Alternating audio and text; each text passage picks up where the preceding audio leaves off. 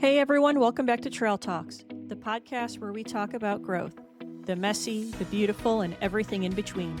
I'm your host, Kelly Kruger, founder of Kelly Michelle Coaching, where we focus on mindset, emotional intelligence, and leadership, all grounded in real life and real science. And joining me is my co-host and partner in growth, founder of Leading People LLC, Tara Stinnett, a leadership trainer and facilitator who brings insight, curiosity, and real-world perspective to every episode. So wherever you're listening from today, we're glad you're here, and thank you for joining us on the trail. The topic that we're going to talk about today, and I love this topic. I'm guilty of not understanding what boundaries are sometimes, and you got to kind of remind yourself what they are. But since we are in February, love is in the air, although sometimes it doesn't feel like it. It is the season of love. And so our topic today is boundaries. And this is, the Bad Bunny story and the thing. It was a good segue because his whole story during the halftime show was love. But bigger than hate is love or something like that. Yeah, there was a real wedding. There was a real wedding. Yeah. That's insane. Anyway, cool. Love is in the air. Love is in the air. And why are we talking about boundaries? Because you should set boundaries within your romantic relationships. You should set boundaries in general, but we already talked about boundaries a little bit before. So now we're talking about boundaries off of Shaquilla and Greg's episode, right? That was so good. My God, but they were a perfect example. They were so real, and they were a perfect example of, have you ever heard somebody say, love should be easy? Mm-hmm. Yeah. I've heard that so much. Yeah. You remember? I've heard that. Yeah. When people say relationships shouldn't be work or love should not be work, it should be easy. And we have believed that, but we also sometimes believe that it's uncomfortable when life is hard and it shouldn't be hard, but we understand that it is. So we tend to think, especially in February when this month and Valentine's Day is honoring love, and love, some think it should be effortless. Mm-hmm. And easy and constant and 24/7 romantic. But it's not. 24/7 romantic. That's Oh, I wish. No. I know. That'd be so dreamy, No, right? I mean, I shouldn't have said I wish, but yeah. Oh God, this is gonna be tough. Oh God, I'm gonna be fired from my own show. Yeah. But yeah, I've heard the saying, and you have said it, that love should be easy. And then we get into a relationship, and which I like to call a partnership. Relationship, partnership with somebody. And when one thing goes wrong, or when you don't like one thing about that person, it becomes a big problem. Mhm. And guess what? Newsflash. You're not going to like 100% of what that person does. Yeah. We're two separate individuals. Yeah. You can't expect, and we talked about this again, we are tying these together. We talked about you can't expect other people to do what you would do, your expectations and how to manage them. Then go into setting boundaries. We had talked about that in one of our episodes. Yeah. So boundaries aren't anti-love. They're not walls. They're supposed to help sustain a relationship, help make it healthier. They're what make love sustainable. Yeah. So a lot of us hear the word boundary, and we tie the word boundary to control. Yeah. Or an ultimatum. If you do this, then this is going to happen. Or you need to do this, or you need to be this. And I'm threatening a little bit, but that's what we hear sometimes when we think of boundary. It's control, ultimatums, do what I want, or else this, or there's just emotional shutdown. And that makes sense, because how we operate when we react to things, and this is another rabbit hole I went down, the polyvagal theory is there's 3 nervous system states. One is the ventral vagal state, which is we feel safe and connected. Everything's fine. Nervous system regulated. We can listen. We stay curious. Everything is good. The second is the sympathetic state. That's fight or flight. Our heart rate starts to increase. Our voice tightens. Our muscles become tense, and we get a little bit defensive. And then the third is the dorsal vagal state, and that's where we shut down or freeze. And there's just emotional numbness, withdrawal. We just say, I'm fine, and completely disconnect and avoid conversation. What's interesting about those three? So the first one, the ventral, where we're safe and connected, good. That's great. But Right. the other two are really tied to attachment theory. And Mel Robbins has talked about this and, the different Mhm. attachment theories there are. And I'll just talk about the two, which is the anxious attachment or the avoidant attachment. And so for me, I'm the anxious attachment. I know that. Mhm. I know that.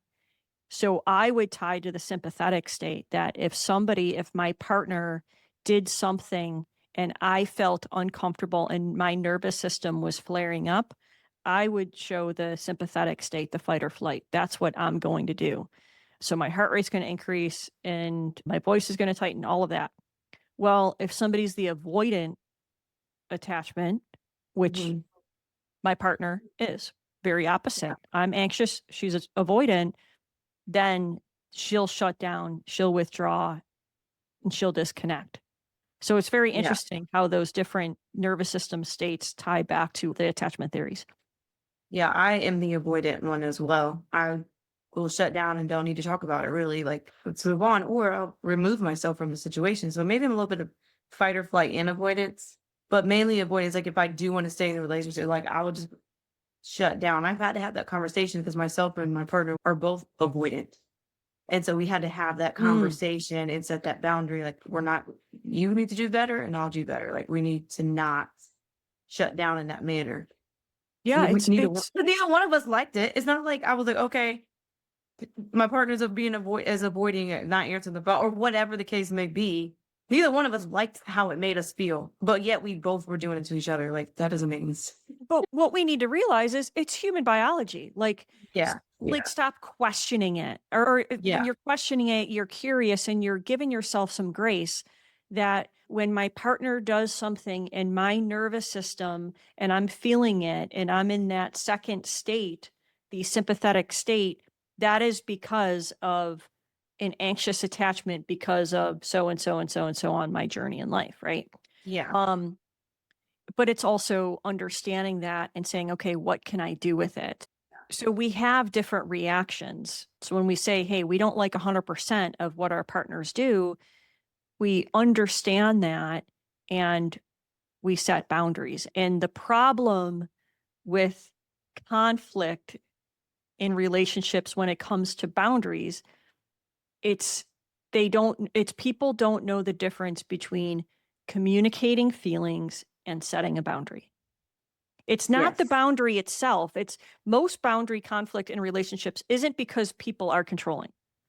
It's Yeah. and when we're talking about boundaries, just for the listeners in this episode, when we're talking about boundaries, we're talking about romantic relationships.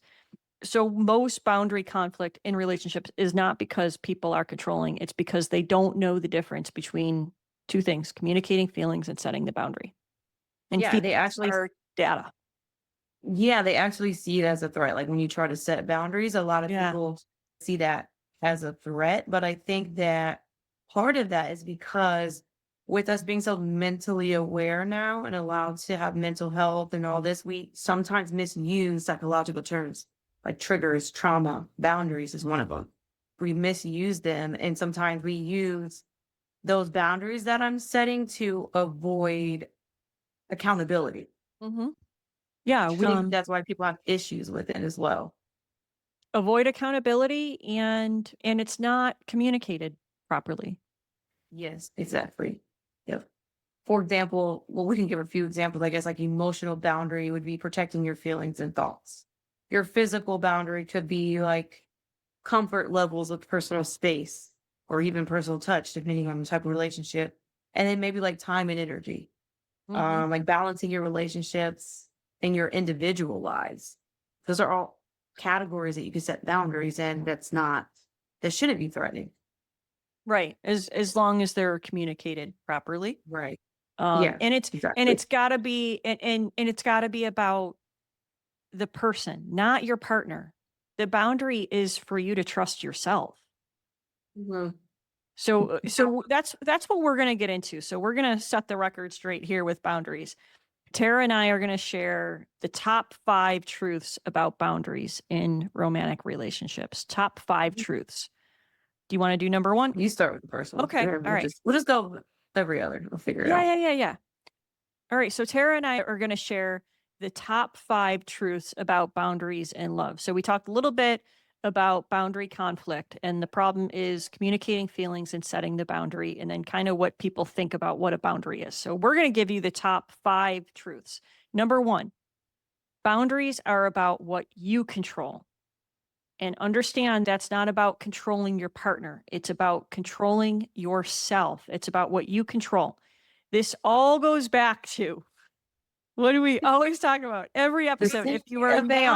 If you are not using the model every day in your life, in every aspect of your life, use it. Something happens and you put a thought to it. And that generates a feeling, that generates an action, that generates a result.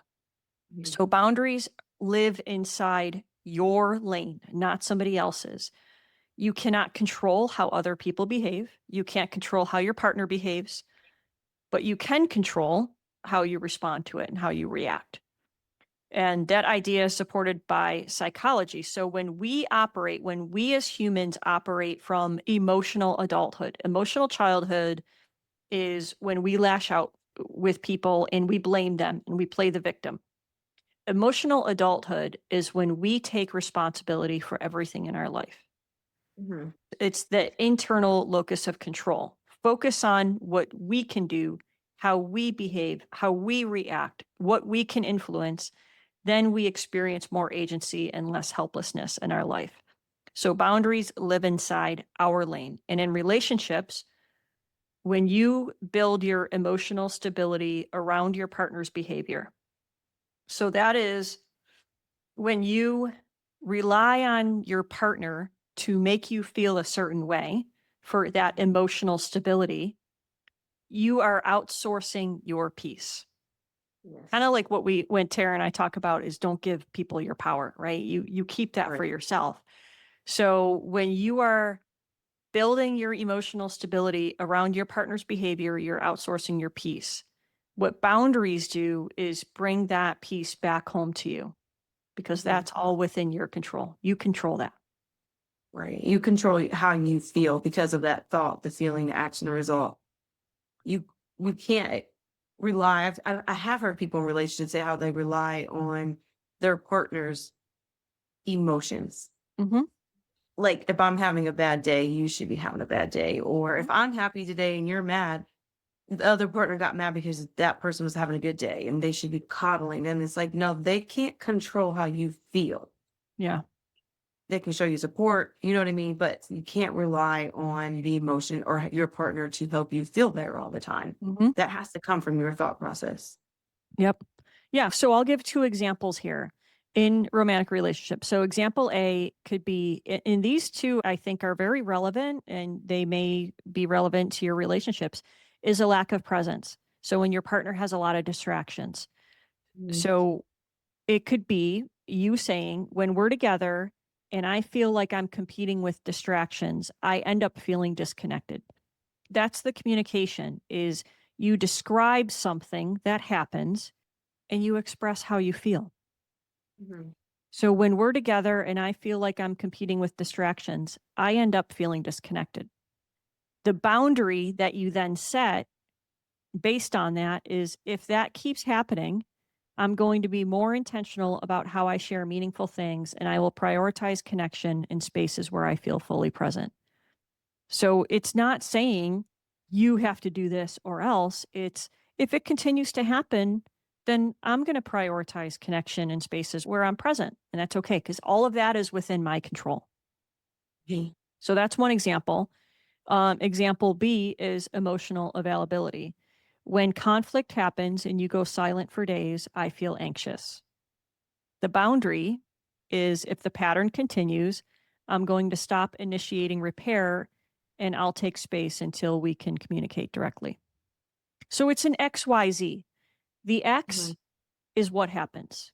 When this Mhm. happens, so when X Like an happens, example, I feel I Y. feel, yeah.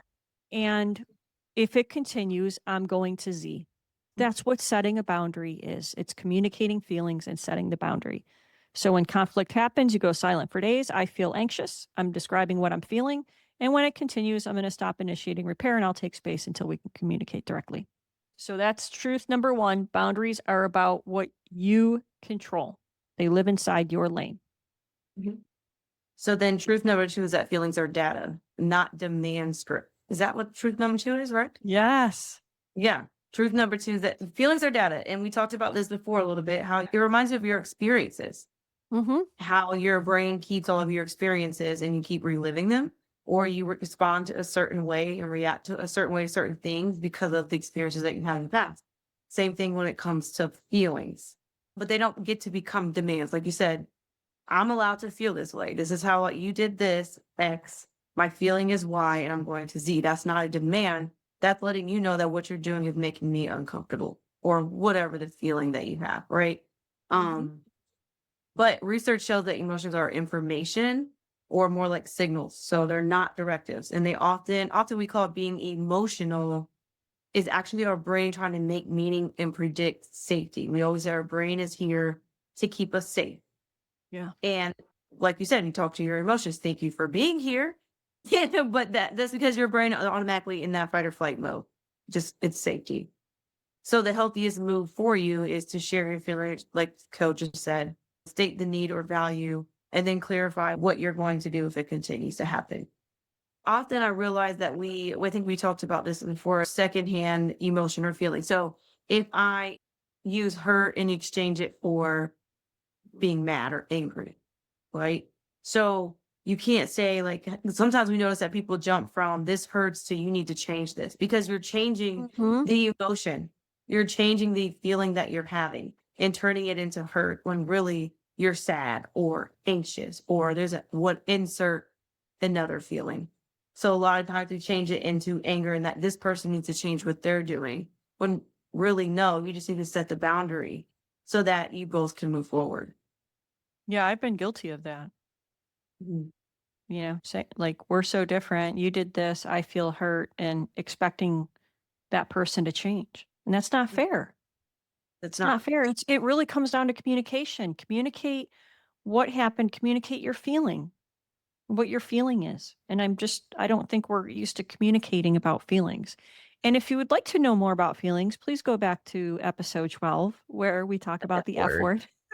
Yeah, I mean, and I think we've all been guilty of it. It's just growth, and it's something that we're always going to have to work at. At least I know Yeah. I will. Because even though I'm over here coaching and telling people all of these things, I still fall into that trap once in a while. Happened to me recently, and then I had to realize that okay, you're attacking and you're demanding instead of just communicating. But Yeah. luckily, I know these skills and I was able to take a step back, but I think we all fall into that, no matter how much of an expert you are in this field or this We do. area. We do. I mean, we're Yeah. humans. We are not perfect. And it, I would say the reason that we're in this business, both of us, is we did it because we looked in the mirror, our mirror moments, and realized we needed to be better people. And we're still growing. I mean, even today, I reacted to a situation and my ego jumped out and I regret it, man. I'm like, Cal, come on, you know better than that. So it really all goes back to when something happens, what is our response? And when we feel something, we're not taking the time for it to reach our prefrontal cortex and be curious about it or talk to our feelings like Erica Kelly shared with us and understand, take a few breaths, think about it, go for a walk, get a clear head and use that higher level of thinking to work Mhm. through it before you react. Because when you react instantly, more often than not, nothing good is going to come from it. But it's a moment that you want to get back. Mhm. Okay, so that was number two. Feelings are data, not demands. Love it. Okay, truth number three, boundaries build self trust, not comfort. Mhm. Not something we already talked about today about comfort versus Yeah. discomfort. Boundaries aren't here to make the relationship comfortable, they're here to make the relationship healthy. Comfort can be bought with self abandonment, self trust cannot. So, this is where psychological flexibility comes in. People do better when they act in alignment with your values, even when it's uncomfortable. So we have a couple of examples here. Example A is being minimized. When I share feelings and you call me dramatic, I feel unsafe. Okay. So communicating the feeling, the Mhm. X and the Y, which is the situation and in my feeling. And the boundary is if I'm minimized again, I'm going to stop sharing vulnerable things until there's respect. Okay. Example B is repeated broken agreements. When you agree to something and then it doesn't happen, I feel like I can't rely on you. The boundary, so I'm going to adjust my expectations and stop building future plans on promises. It's also self efficacy, so believing you can handle outcomes. So if I'm setting the boundary, I'm expressing the feeling and setting the boundary. A lot of that, when we talk about the self trust, not comfort, is we typically want to go to the comfort where we're just going to allow the boundary to be crossed Mm. because we want relational harmony, Mhm. Keeping the right? peace. But at the end of the day, it's not in alignment with who we are. So for Mhm. me, I'm all about relational harmony, but still it's going to eat at me because it's not in alignment with my values. But when we talk about self efficacy and we're setting boundaries and those boundaries are being crossed, we we are the ones that allow the boundary to be crossed because Mhm. of what we control. So if we just continue to allow it, then how is that in alignment with trusting ourselves, right? Like how we react to the boundary being crossed. So if I say, just like that example, I'm going to adjust my expectations and stop building future plans on promises. Well, if I don't do that, if I don't adjust my expectations, then I'm not trusting myself. And then I'm choosing comfort. So what I need to do is follow this, believe that even when the boundary happens, or it's crossed, then at the end of the day, I'm going to be okay. When I trust myself and I stop adjusting my expectation, or when I do adjust my expectations and stop building future plans based on promises, like I need to follow through with that. I need to, Mhm. because that's the self trust. And if I don't follow through with that, then I'm choosing comfort and it's not in alignment with my values. I think that's the better way that I needed to explain that. It took me a while to get there. Yeah, and I just want to talk about like when you try quote unquote keep the peace or the comfort, how you're losing your own inner peace. Like you said, you're not Right. trusting yourself, but Yeah. you're losing your own inner peace, which eventually is going to catch up with you, and then it's going to create an unhealthy relationship. Not only because your boundary was crossed, but because now you're going to be lashing out in other ways because you never communicated how you felt in the first place. Yeah. And essentially, you're the one crossing your own boundary because you're not upholding what you said you were going to do Mhm. because you just want comfort. But if you're not upholding your own boundary and what you're going to do, then you're not going to be in alignment and it's not going to feel good. So when we say self efficacy, it truly means that even if the boundary is crossed and I stick with my reaction, which is adjusting my expectations and stop building future plans, if I continue to do that, I'm going to be okay. Everything's going to Mhm. be okay. I can handle whatever comes my way. You want to know why? Because I'm in alignment with my values. Mhm. That's it. Okay. All Number right. 4. So number four is boundaries reveal compatibility. So this part is both scary and freeing. Boundaries don't destroy good relationships, they reveal reality.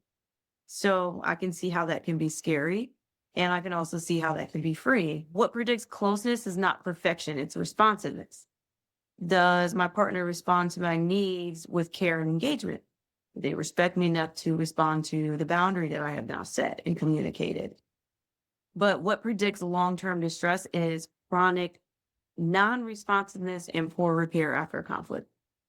So when you set a boundary, you're not creating distance, you're actually measuring your safety. A few examples of that would be if you say, I need direct conversations, not avoidance, and they respond with curiosity, your connection will grow. But if they respond with mockery, blame, or victimhood, think compatibility is being revealed at that point. So again, does your partner respect you enough to not cross that boundary and to accept your feelings, to accept your boundary, to make you feel safe? Yeah, I like that. It's a powerful statement that it reveals reality. Because when it happens over and over again, and hopefully we have the follow through, right? Because it's on us, it's within our locus of control. When it continues to happen, we're not saying that the person is bad or anything like that. That's not it. It's revealing reality. Maybe Yeah. you're not compatible. That's it. Yeah. And actually, it shows that that other person cares. Do they care enough to Yeah. accept what you're expressing or what you're communicating? Right. And do you care about yourself enough to hold true to your boundary? Mm-hmm. Yeah. So interesting. All right. So that was number 4. Boundaries reveal compatibility. Oh, number 5. So last one. A boundary without follow through is just a request. Mhm. And that is all on you. That you have the follow through. If you keep stating a boundary, explaining it, rewording it, and making excuses and nothing changes, there's no boundary. It doesn't exist. It's a request. You're just putting requests to your partner. Pretty much begging, What's that? begging, Yeah. Yeah. begging to be understood Yeah. I at mean, that and point. we've all been there, Yeah, but what no judgment here, that's for sure. no, no, no. And love without follow through becomes resentment. When you keep allowing it and there's no follow through from you, you're going to resent that other person Mhm. because nothing's going to change. And in many cases, repeated boundary violations are experienced by the nervous system. This goes back to the different nervous system states as relational threat, which drives anxiety, hypervigilance, or shutdown. And that goes back to the different attachment theories. So when repeated boundary violations happen, for me, that's going to drive my anxiety and hypervigilance. Right. We are That's complicated human beings. that is the overthinking. That's the paranoia. That's always checking the phone. I mean that Ruminating. yes. Yeah. Yeah. One thing when I was doing some research and it was a quote, it says, your mental health sometimes isn't your fault, but it's your responsibility. Mhm. So we all understand that prior relationships or your experience with relationships, whether that be starting at childhood or a relationship that you're in, we all understand that you may have gained some triggers and trauma from that along the way. But again, it's not your fault, maybe, but it's definitely your responsibility to make sure that you're taking care of yourself, setting those boundaries and really understanding your feelings and emotions. Absolutely. Absolutely. So an example for follow through. If we can't talk about conflict without disappearing for days, I'm going to pause the relationship conversations until we can communicate. Mhm. That's that's it. Another one is if exclusivity isn't respected, I'm going to step back from commitment. And that came Mm. from an example. Oh, I wanted to share an example of the social media. Did I send you that example? That the partner is DMing people on social media and the messages seem intimate, which Yeah. happens. I'm sure it happens. And the Oh, yeah. boundary is it makes me feel unsafe in this relationship. And so that's if exclusivity isn't respected, I'm going to step back from commitment. Mhm. That's strong. I mean, that's That is. if it continues, I will not remain committed. I think for maybe not even just the younger crowd that's listening, but I think I see so many people fall into that trap, and I just Yeah. remember being that person as well at some point. Like, you know what I mean? Like just committing Even to something that's not real. well, but even a simple text sometimes. Yeah.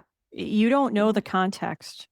So if my partner is texting somebody and it's kind of, a message that I would concern me, I don't know the context of that. I don't know the friendship or relationship. So that to me would be something that would be concerning that I would set a boundary with. Yeah. Not revenge, not punishment, but it's alignment with who we are. I think there's also a fine line that, and we didn't really mention it, but when it comes to trust too, like, Hmm. okay, I get that certain things make you feel a certain way, X happens, you feel Y, and this is Z. I think this is where people mix up boundaries with being threatened. Because it's like, okay, well, where is the trust in this? Because you don't set a boundary for every part of my life. So that's when it becomes demanding. It's like, I Yeah. can't even be on social media now. That is the That's boundary you're setting. It's that's unrealistic. yeah. That's pretty aggressive. But There's I think deeper that's what people do. but if you need to set a lot of boundaries, Probably not compatible. probably not compatible. Or if you need to set a lot of boundaries and there's no follow through from either of you, probably not compatible.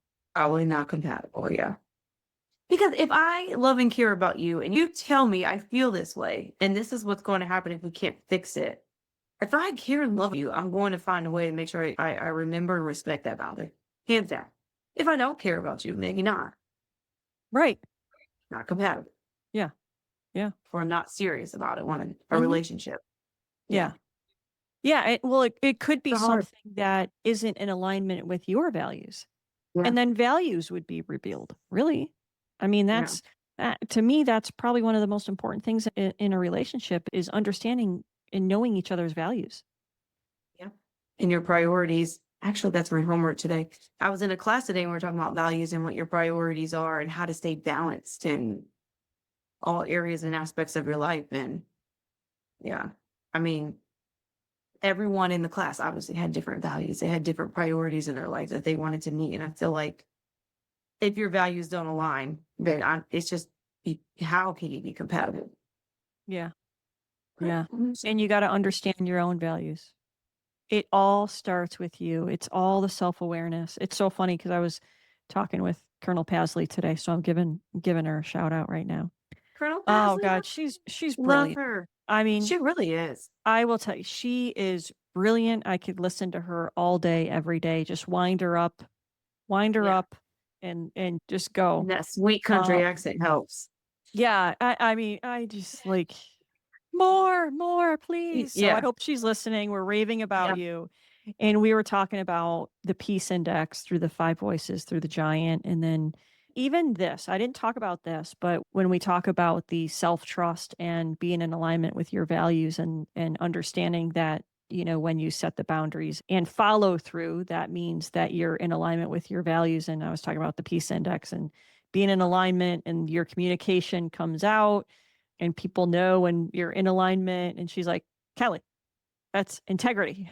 She didn't say it like that. So let me do that over. Yeah. She's like, you know what that is? Integrity. And I'm like, gosh, you're brilliant. That's one Yeah. word. Here I'm explaining it for a good 5 minutes, right? And she's like, She slaps a word on there like, oh, like encompasses it all. that's integrity. Boom. Boom. You gotta have integrity for yourself. But what's interesting is we use the word integrity a lot. God, we got to get her on the show. She should have her own show, honestly. I mean, I would listen to her every day. We use the word integrity a lot, but we don't really explore it deeper. Mhm. So even hearing her say that today after my 5-minute dissertation on all of this stuff, trying to make sense of it to this brilliant person that's sitting next to me, and she says integrity, I'm like, boom, we don't talk about it. We say it, but Mhm. okay, let's explore a little bit more what integrity truly is. It's like a buzzword in the Air Force, anyways. Yeah, I mean, we use a lot of buzzwords, but and then I love going down the bunny holes. Yeah. That doesn't sound right. No, it doesn't. Okay, I shouldn't say it. Since we're just gonna keep using rabbit hole because I don't. I'm going down the bad bunny hole. Yeah, there we go. That sounds better than the bunny hole. Oh, I'm going down the bad bunny hole. All right, Benito. Love him. All right. So on that note, going down the bad bunny hole, let's take a quick detour. Let's do the detour. All right. What do you have planned for us? Oh yeah, this detour is mine. Yes. Oh, okay. So we're gonna do red flag, green flag. So I'm gonna say a statement, and you have to tell me for your partner or a partner if you think that would be a red or green flag. Oh, I'm talking about my partner. Oh, okay, cool. So for her, if it's red or green? So the statement is about the other person. Oh, if they were to do it, would I say it's red or green? Yes. Okay. Dang, I should have really thought about your partner and put have you ever seen them TikToks where they ask their parents about a red or green flag and everything they put all the red flags were actually about their parents' things they actually do? Oh my God. I should have got some I more. gotta see Anyway, that. I gotta watch that. it's hilarious because they're like, wait, is this about me? After the few red flags. All right. All right, let's try that. Let's a dog lick their face. What? Let's Let's their dog lick their face. Oh, so if she were to do it, I would. Would that be red or green flag for you? Well, we don't have dogs, but so I And would say, hypothetically, I know. your It's very partner, you can't be literal here. We're talking in general. red. That's a red flag for me. You're letting the dog lick your face. It's disgusting. Okay, it's red. It's red. I mean, Or you at can least have do whatever it. you want. At least let the dog do it when I'm not around. Like have your dog time and then have me time. I don't want to see it. You don't want to see the dog licking her face. And then you going for a smooch? That's weird. Oh no. Red. Ew. Red rum. Red Okay. rum. Do you remember Red Rum? Red Yeah. Rum. It was another movie. I don't endorse it. I think we're getting delusional at this point. Oh God. Okay. Claps when the plane lands. Oh God. I know, like that would make me mad. I would be fine with it, honestly. So be green flag. It's a green flag. I would be totally fine if she were to clap I would think that's cute. You think it's She funny? would never do it though. She would never do it. No, she wouldn't. These aren't real things. I didn't have her in mind when I made these. All right. No flat sheets on the bed. What do you mean? No flat sheet. You got a thin sheet, a flat sheet, and a comforter. I don't know. I mean, the fitted. The fitted one goes around the bed and the flat one, and then you have a comforter. And Oh there's yeah, no flat. sheet. Yes, flat. Yes. Is that red or green flag? If she Green. didn't have it. Oh, that Green. she didn't have it? She didn't have it. Red. You know what? It's weird for me. I hate that damn flat sheet. I don't have it on my bed. Why? I get tangled up in it. Like when I'm sleeping, I get tangled. I hate it. Oh no, I just always thought it was a thing. It has nothing to do it with is. it has nothing to do with my sexual preference. I think I always grew up with a flat sheet. I think that's how we live. I thought it Yeah, was you're like a supposed to thing. have a flat sheet, but I'm just saying it wouldn't bother me because I literally take mine off on purpose. I hate it. I get tangled up in that thing every time. Hmm. Yeah. All right. The need to be posted. Red or green flag? The need to be what? Posted. Like on social media. Oh. Like you have to post me or it's not real. Oh. The need to be red. I don't feel that. I like that's controlled. What did you say? What did you say? It's a red flag. Why do you need to be posted? Like, how is that Yeah. showing my love for you? Yeah. Yeah. Like, let me choose. I don't look at it as a need. It's cute sometimes for the public, for a public Yeah. hello, I love you, whatever, but I don't look at it as a need. All right. Says they're on the way, but they haven't left yet. Oh, shit. Red. Red Yeah. rock. Because if I'm sitting here waiting on Oh, you yeah. and I'm dressed, like I purposely take my time sometimes because if that would really, I probably would leave somebody else. Yeah, I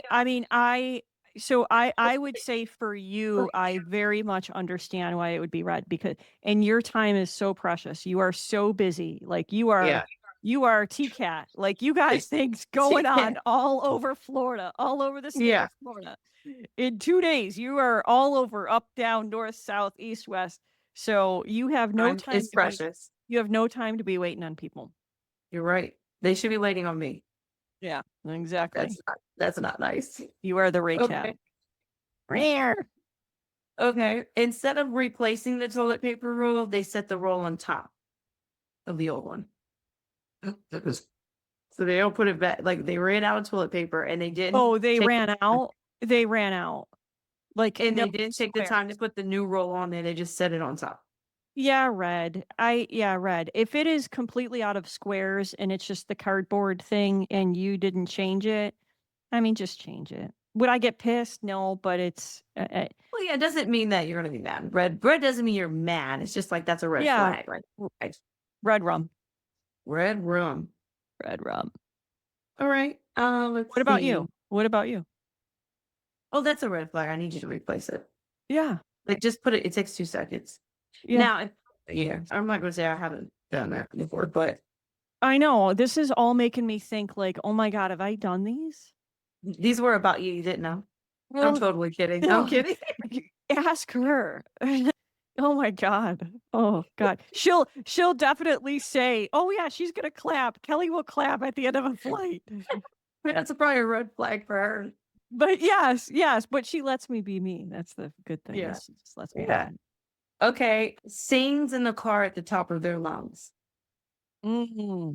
Well, green flag. And I'm saying green Mm. flag for my partner specifically because she never sings. Are you Um, serious? yeah, she never sings around me. So when she even sings like one line of a song, I'm like, what? What? What? Get the mic. What? What? So any day, all day, every day, and twice on Sunday, I would love for her to sing at the top of her lungs. So I would say green flag in Definitely my a green flag. situation, but normally I would say red flag. Like, let me listen to the music.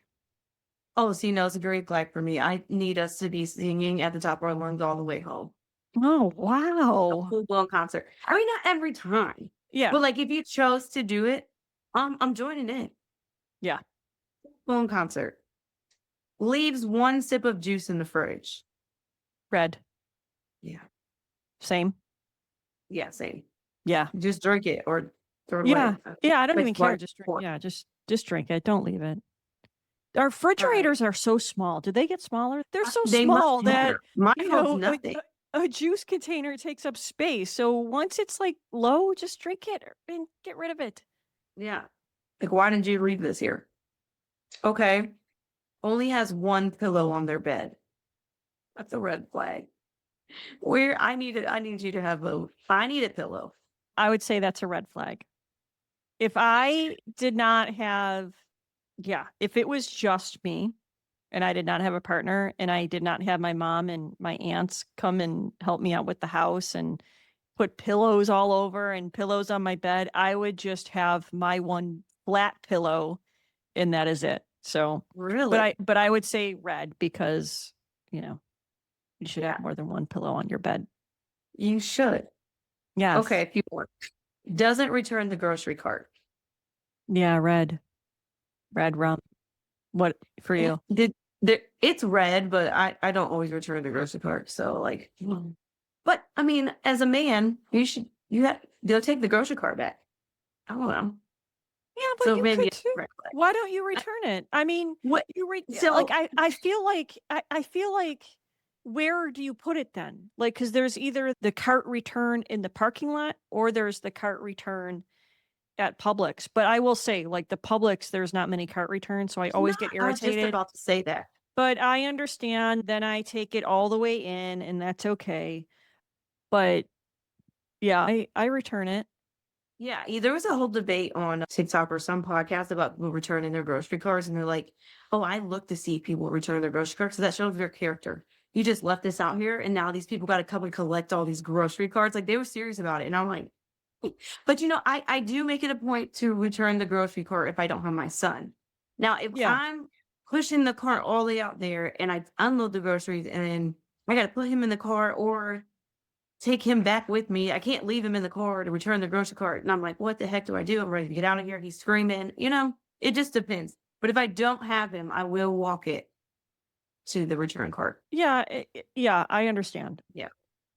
Yeah, and I don't think you judge a person's character by one situation if they don't return a cart. Sometimes when we are walking in parking lots, we aren't thinking. We aren't really present in the moment Mhm. and we just don't we're not thinking and Yeah. we just are on autopilot sometimes. How many times do you go out to the parking lot after you come out of the store and you don't remember where you park your car? Um, all the time. It happens very often. Yeah.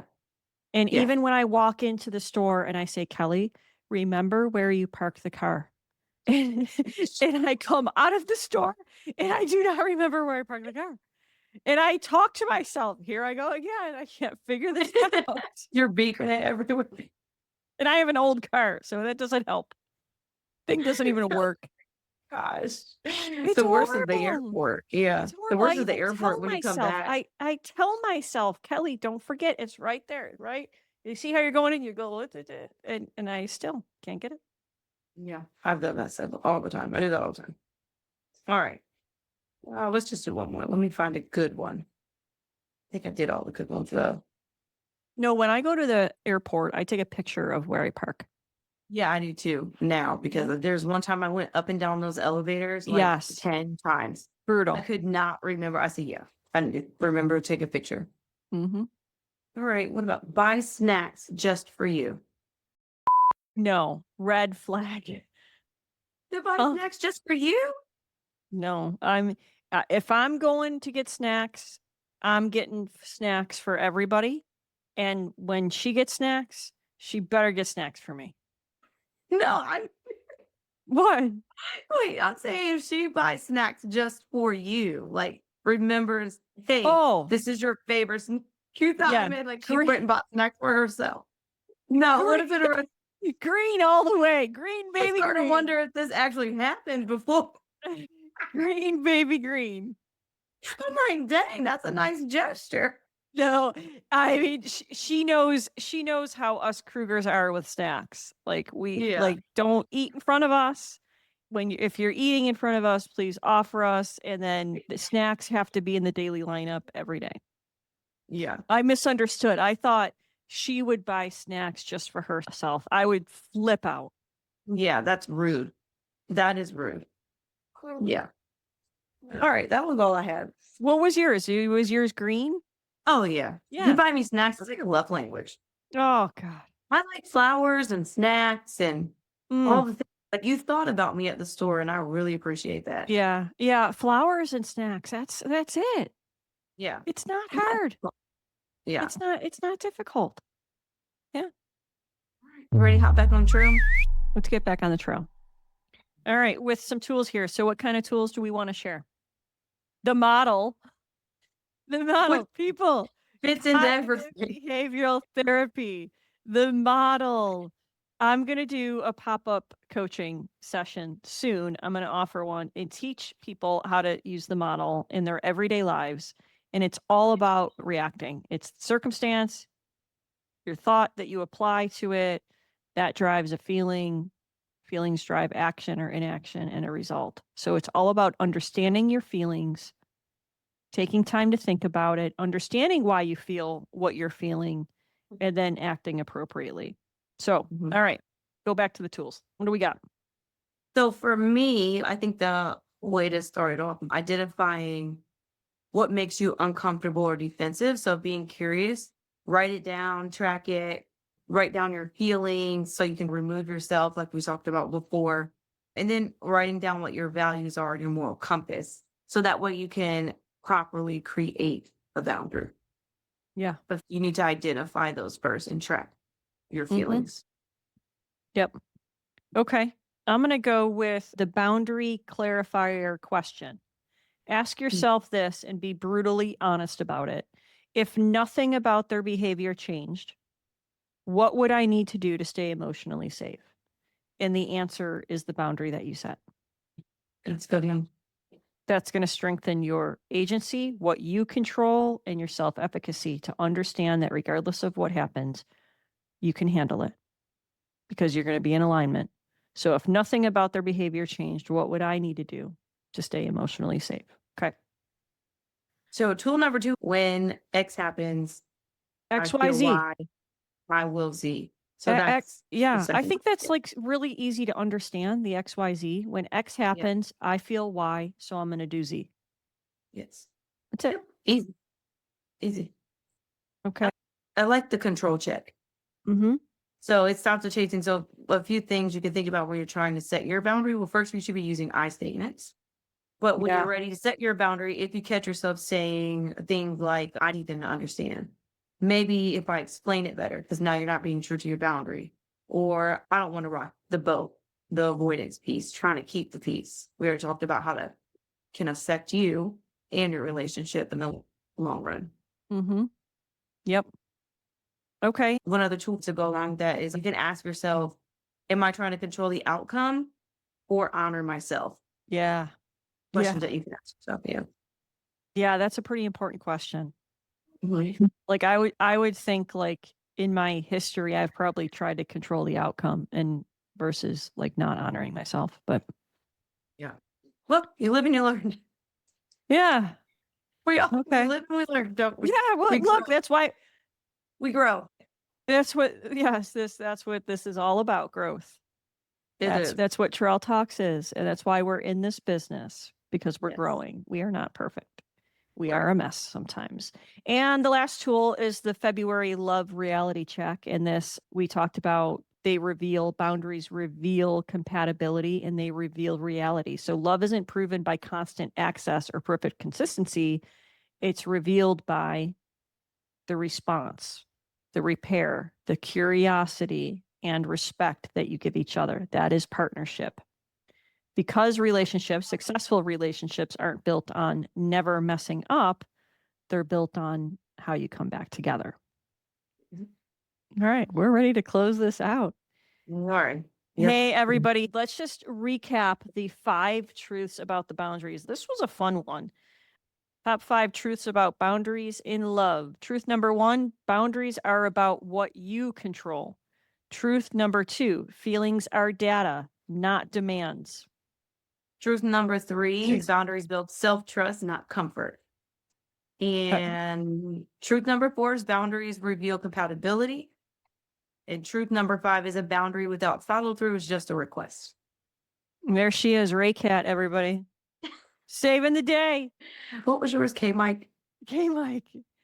All right, we are signing off. Hey, everybody, boundaries aren't walls, they are clarity. They're not about controlling someone you love. They're about trusting yourself enough to protect your emotional safety and letting love be built on respect, not chasing.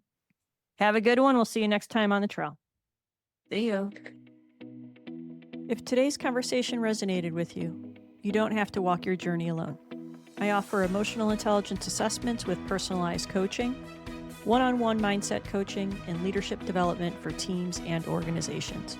You can explore all of that at kellymichellecoaching.com, linked in the show notes. And I'll leave you with this. Awareness is powerful, but support is transformational.